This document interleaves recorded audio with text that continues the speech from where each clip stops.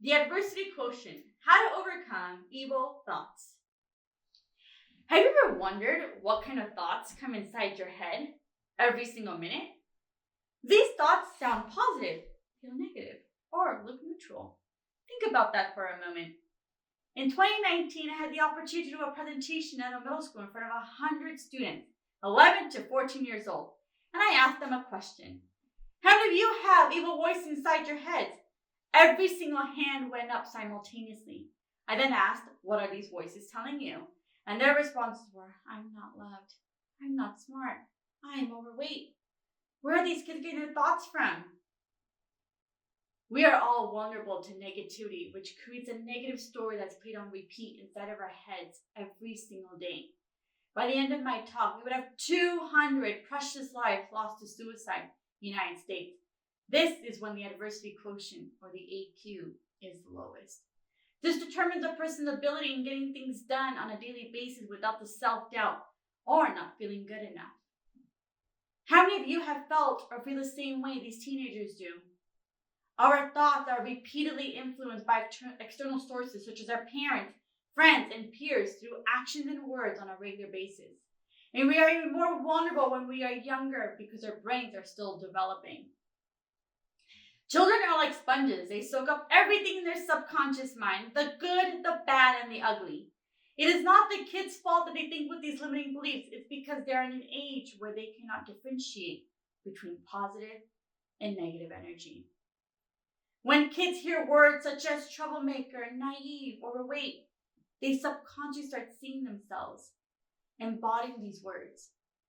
You see, it's the older generation's words on the impressionable younger generations that cripples their self-esteem. And as we become adults, these thoughts can amplify and we end up focusing on the negative. This is the main challenge we face every day. Growing up, I was an overly sensitive person who could not control the roller coaster of emotions I experienced every day. My peers bullied me by calling me a big fat crybaby, and this made me feel like something was inherently wrong with me. As a result, I felt an incredible amount of shame.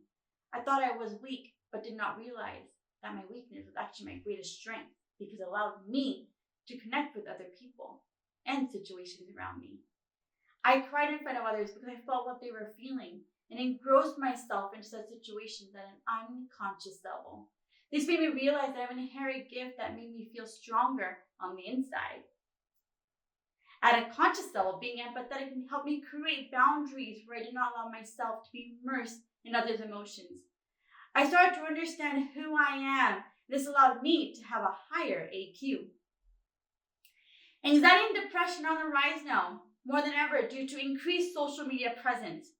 According to the World Health Organization, 61% of teenagers are suffering from anxiety and depression every single day in the United States. That is 6 out of 10. And 1,400 of those will attempt suicide. The reason? The evil voice inside their heads are screaming over the whispering good voices. I love building confidence in teenagers, and teenagers are the most challenging as something we have personally experienced. These years are the most formative to being a young adult, and the right guidance is essential to these brilliant minds. I had the opportunity to coach a high school senior struggling with seizures. Let's call her Tiffany. Tiffany had trouble paying attention in class, memory loss, and difficulty with word recall. Coaching Tiffany, I realized she had the potential to graduate, even though the odds were against her. Her family was supportive and kept high hopes, even though Tiffany was depressed, disinterested in school, and unmotivated. Her parents asked me to encourage Tiffany to graduate high school. For the next 6 months, her family, Tiffany, and I co-created a foundation of confidence, which improved her resilience in the face of her physical challenges. She overcame adversity, developed confidence in her own ability, believed in herself, and she remarkably became excited about life. Let's take a closer look at Tiffany's plan to overcome her evil thoughts. We incorporated 3 things. The first thing was writing affirmation. Her hand would shake uncontrollably whenever she would write, and she became frustrated and emotional as a result of it. In order to calm the mind and overcome the belief that she couldn't write, she wrote out statements affirming that she could do it confidently. The second thing was gratitude. She had a hard time maintaining composure and needed a wheelchair.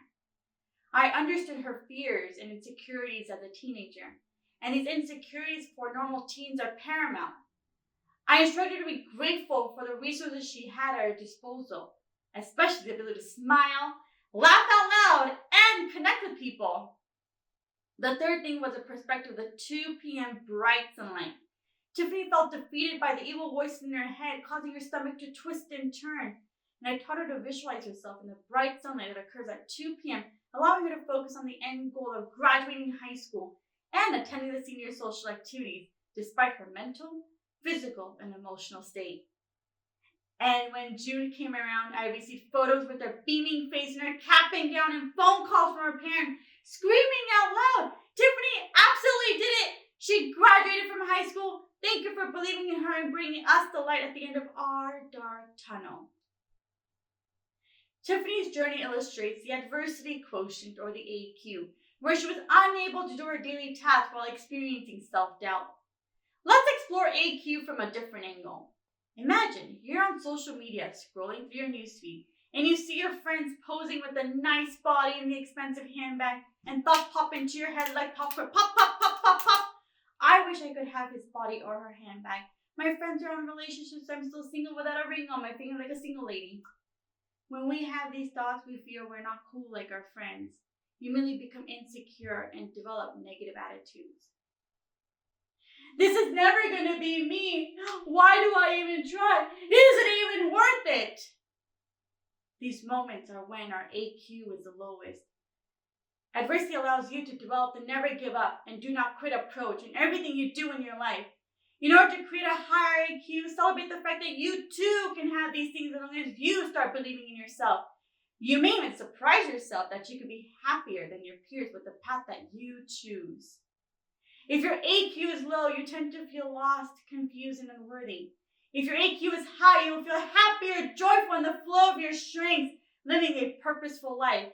Your energy will be a lot higher knowing that you're living a life based on what your heart needs and not what your evil voice says. Your AQ is what allows you to rewrite your story. As a teen confidence coach, here are 3 strategies that can overcome your evil thoughts. Number 1, start saying positive affirmations. These statements start off with "I am," because when you start saying with "I am," that is shaping your reality. You're turning off your evil thoughts and turning on your heart. I am confident. I am enough. I am strong. This will empower you to avoid anxiety, depression, or suicidal thoughts. Number 2, get in a state of gratitude. Appreciate everything that's in front of you, around you, and appreciate who you are. I'm grateful for the love and support from my friends, my peers, and my family to help me shape the woman I am today. I'm grateful for my body, the ability to breathe clean air, and have drinking water at my disposal. Be grateful for the skill set, the talent, and the adversity quotient that you have. And finally, number 3, whenever you feel an evil voice screaming inside of your head, causing a twist and turning of the stomach, imagine shutting it off with the 2 p.m. bright sunlight in your heart.